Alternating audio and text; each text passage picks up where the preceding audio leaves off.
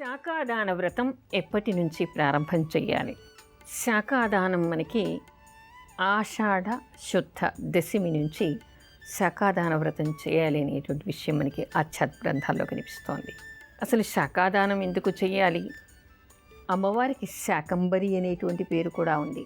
ఆషాఢ మాసంలోనే అమ్మవారికి శాకంబరి అవతారాన్ని కూడా వేస్తూ ఉంటారు.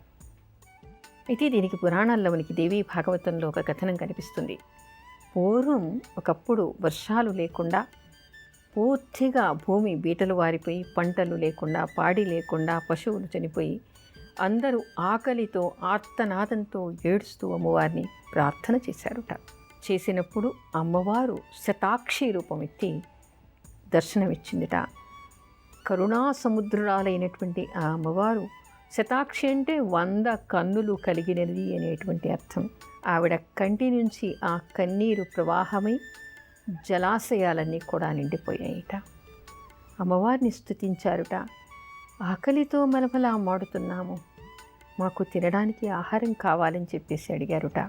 ఆవిడ అమ్మ, తన బిడ్డ ఆకలి చూసి వచ్చుకోలేదు కదా. శాకంబరి అవతారంలో ఆవిడ అందరికీ కూడా ఆహారాన్ని పంచిందిట, కూరగాయల్ని పంచిందిట. కావలసినంత సమృద్ధిగా ఆవిడ అందరికీ కూడా అన్నం పెట్టిందిట. అప్పటి నుంచి దేవతలంతా కూడా ఆవిడ్ని శాకంబరి శతాక్షి అని స్తుతించారుట. అందుకని ఆషాఢ మాసం వచ్చిన తర్వాత అమ్మవారికి పువ్వులతో కాకుండా కాయగూరలు పళ్ళతోనే అమ్మవారికి అవతారం వేస్తూ ఉంటారు, శాకంబరి అవతారం అని. అది అప్పటి నుంచి ఇక్కడ మనకి పురాణాల్లో మరో కథనం కూడా కనిపిస్తూ ఉంటుంది. శాకాదానం చెయ్యాలి. అయితే ఇప్పుడు మనకి వర్షాకాలం వచ్చిన తర్వాత కాయగూరలు ఆకుకూరలు చాలా సమృద్ధిగా దొరుకుతూ ఉంటాయి. అందుకని ఈ శాకాదానం అనేటువంటి వ్రతాన్ని చెయ్యాలి, శాకంబరీదేవిని పూజించాలి అని చెప్తూ ఉంటారు. అయితే శాకాదానం మనకి ఆషాఢ శుద్ధ దశమి నుంచి 1 నెల రోజులు ఈ వ్రతాన్ని చెయ్యాలిట. ఎప్పటికీ చేసిన ఇబ్బంది ఏం లేదు. కాకపోతే ఈ వ్రతం చేసినప్పుడు నియమాలు ఏమిటంటే మహాలక్ష్మికి పూజ చేయాలి. మహాలక్ష్మికి పూజ చేసి ఆ నెల రోజులు వీళ్ళు ఆకుకూరలు తినకూడదు. ఆకుకూరలు కాయగూరలు ఏవి దానం చేయాలనుకుంటారో అవి తినకూడదు. వాళ్ళు తినకుండా ఏం చెయ్యాలి? నెల రోజులు కూడా ఏదో ఒకటి, ఒక 2కో 3కో, మీకు శక్తి ఉంటే ఎక్కువ మందికో సరిపోయేంతగా కాయగూరలు కొని వాటితో అవి వండడానికి సరిపోయినంత ఉప్పును కూడా ఒక పొట్లంలో కట్టి వాటిని ఎవరికైనా, ఒక బ్రాహ్మడికి కానీ పేదవాళ్ళకి కానీ ముత్తైదువులకు కానీ ఎవరికైనా రోజు ఒకళ్ళకి భోజనం చేయకముందు పూజ చేసిన తర్వాత అవి దేవుడి దగ్గర పెట్టి తీసుకెళ్ళి ఎవరికైనా దానం చేయాలి. అలా నెల రోజులు దానం చేసి ఆ తర్వాత పేదవాళ్ళకి కానీ బ్రాహ్మణులకి కానీ బంధుమిత్రులకు కానీ ఎవరికైనా ఆహారం, భోజనం, అన్నదానం చేయాలి. అలా చేస్తే ఆ వ్రతం పరిసమాప్తం అవుతుంది అంటారు. ఈ శాకాదానం ఎందుకండి? శాకాదానం చేయటం వల్ల ఫలితం ఏమిటండి?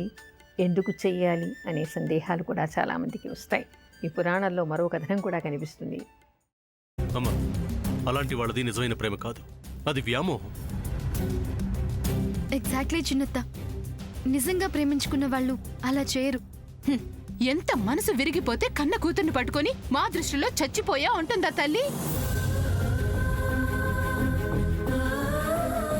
అది సరే అమ్మా, తన కూతురుతో తన మాట అనేటప్పుడు ఆమె మాటల్లో వ్యథ, కళ్ళల్లో బాధ గమనించావమ్మా?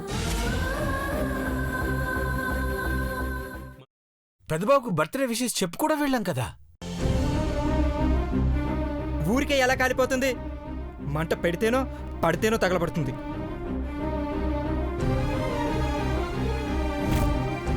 కరెక్ట్ చిన్నబాబు, నీకొచ్చినట్టే నాకు డౌట్ వచ్చింది. పార్వతే షర్టును తగలబెట్టిందనుకుంటా.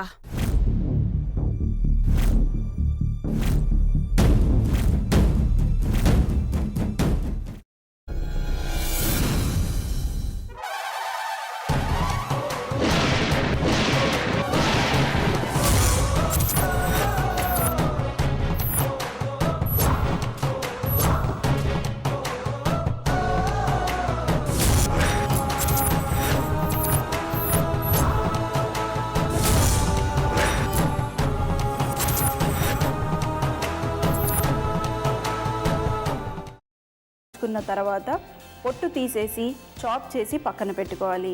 ఒక ప్యాన్లో కొద్దిగా నూనె వేడి చేసి అందులో ఆవాలు, మినప్పప్పు, శనగపప్పు, కరివేపాకు, సన్నగా తరిగి పెట్టుకున్న ఉల్లిపాయలు వేసుకుని 1 నిమిషం పాటు వేయించుకోవాలి. ఆ తర్వాత కాల్చి కట్ చేసి పెట్టుకున్న వంకాయని కూడా అందులో వేసుకుని బాగా మిక్స్ చేసి బౌల్లోకి ట్రాన్స్ఫర్ చేసుకుని అందులో తగినంత చిక్కటి పెరుగు లేదా పల్చటి పెరుగు వేసుకుని మిక్స్ చేసి అన్నంతో కానివ్వండి, చపాతీతో కానివ్వండి సర్వ్ చేసినా చాలా బాగుంటుంది.